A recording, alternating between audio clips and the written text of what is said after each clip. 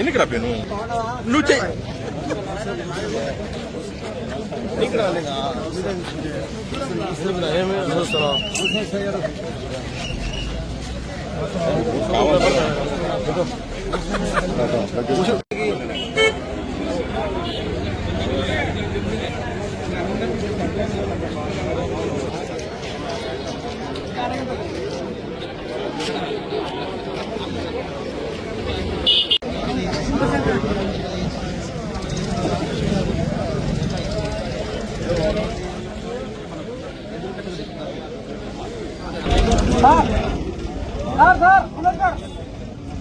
మీరు సైడ్ రావాలన్నా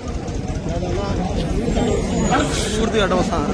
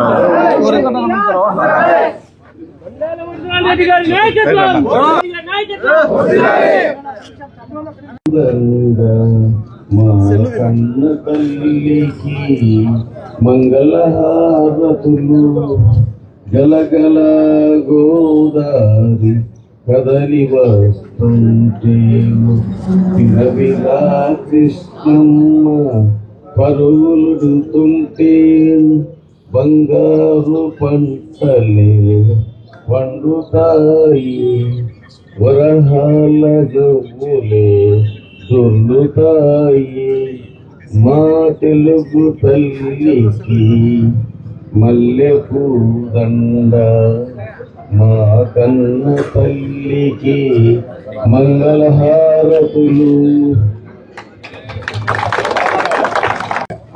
ఆవిర్భావ దినోత్సవంగా మన అందరం కలిసి ఇక్కడ ఆవిర్భావ దినోత్సవం కాబట్టి జెండాను ఎగరవేస్తున్నాం.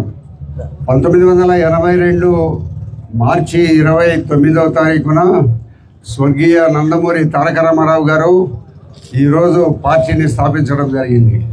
అప్పుడు విశాలాంధ్రగా ఉన్నాం మనం, తెలంగాణ మనం కలిసి ఉండే సందర్భంలో ఆయన సెక్రటేరియట్లో మన ఎమ్మెల్యే హాస్టల్లో ఒక రూమ్లో తెలుగుదేశం పార్టీ జెండాను ఆవిష్కరించడం జరిగింది.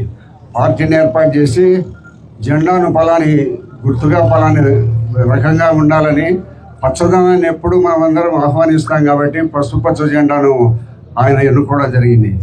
ఆవిర్భావ దినోత్సవం ఇప్పుడు తెలుగుదేశం పార్టీ పుట్టి 43 సంవత్సరాలు అయింది.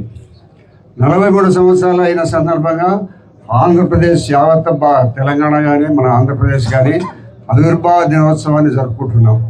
అందరూ పార్టీ పుట్టింది కాబట్టి మేమందరం పార్టీ మాకు టికెట్ ఇచ్చింది కాబట్టి మేమందరం ఎమ్మెల్యేలు అయినాం, చైర్మన్లు అయినాం, రకరకాల పదవుల్లో మండల ప్రెసిడెంట్ అయినారు, కౌన్సిలర్లు అయినారు, రకరకాల పదవులు పార్టీ వలన అయినాం. కాబట్టి మనం అందరము భక్తి విశ్వాసాలతో ఈరోజు ఆవిర్భావ దినోత్సవాన్ని జరుపుకుంటూ ఒక పండగలాగా జరుపుకోవాలని ప్రభుత్వం తెలుగుదేశం పార్టీ మనకు ఆదేశాలు ఇచ్చింది. కాబట్టి మనం అందరం ఇక్కడ ఈ పండుగలాగా ఈ ఆవిర్భావ దినోత్సవాన్ని జరుపుకుంటున్నాం. దానికి వచ్చేసిన మీ అందరికీ ప్రతి ఒక్కరికి చేతులెత్తి ప్రతి ఒక్కరికి నమస్కరిస్తున్నాం. అందరికీ నమస్కారం. ప్రతి ఒక్కరూ తప్పనిసరిగా యూట్యూబ్లోకి వెళ్ళి కడప వార్తను లైక్ చేయండి, సబ్స్క్రైబ్ చేయండి. ఇట్లు మీ జి రమణయ్య, ఎడిటర్, కడప వార్త.